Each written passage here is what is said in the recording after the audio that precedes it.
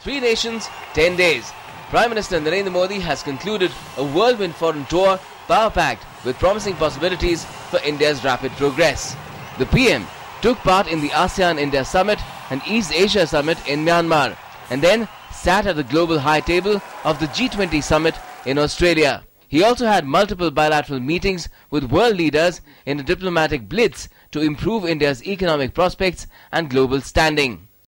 The Prime Minister has made each day count with a flurry of engagements, but intensifying the global war against black money is being considered as the crowning glory of his foreign tour's achievements. Topmost among 10 big takeaways of the last 10 days is getting G20 nations to agree on automatic exchange of tax information by 2017-18 and getting them to commit to a 2015 deadline on base erosion and profit shifting action plan to tackle tax avoidance by MNCs. G20 leaders have also accepted the agreement between India and the US on WTO's trade facilitation agreement that upholds India's food security concerns. Philippines has assured our PM on an early conclusion of the India-ASEAN Free Trade Agreement on goods and services, where Philippines is the only nation still to sign on the dotted line. Moreover, ASEAN and G20 member nations have pledged support to the Prime Minister's Make in India initiative. They've also endorsed India's stand on comprehensively and collectively countering terror without linking it to religion. There has been a landmark decision to establish a framework of security cooperation between India and Australia to reflect a deepening security and defence engagement. 5 MOUs or agreements have also been signed between India and Australia, ranging from social security to tourism.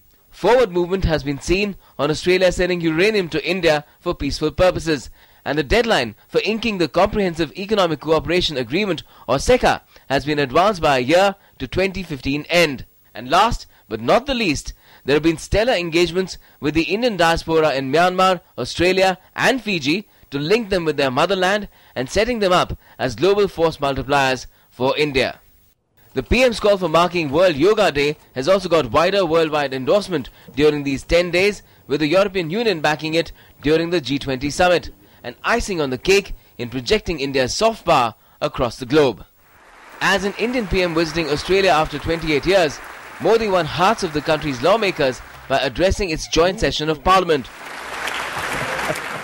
His visit to Fiji has been landmark as no Indian PM had visited the Pacific island nation in the last 33 years. And he also got the honour of becoming the first world leader to address its newly elected parliament.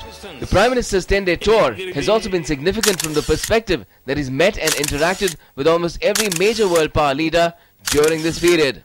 While US President Barack Obama called him a man of action, in Australian PM Tony Abbott, he found a brother abroad.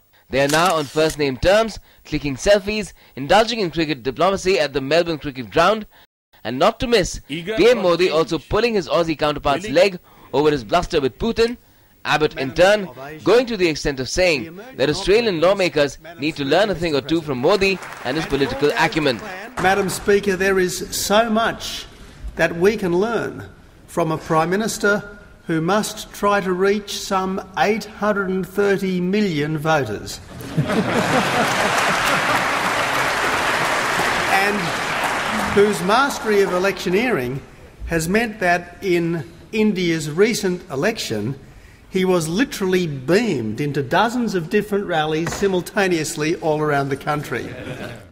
Be it the eagerness of world leaders to engage with Prime Minister Modi, or the zeal of the Indian diaspora to connect with their homeland through its leader, India's standing in the world has improved incrementally during the last 10 days. PM Modi has come across as a leader who has the strength of 250 crore able arms behind him. He's shown that he's willing to leverage it for the betterment of India and the world. DD News.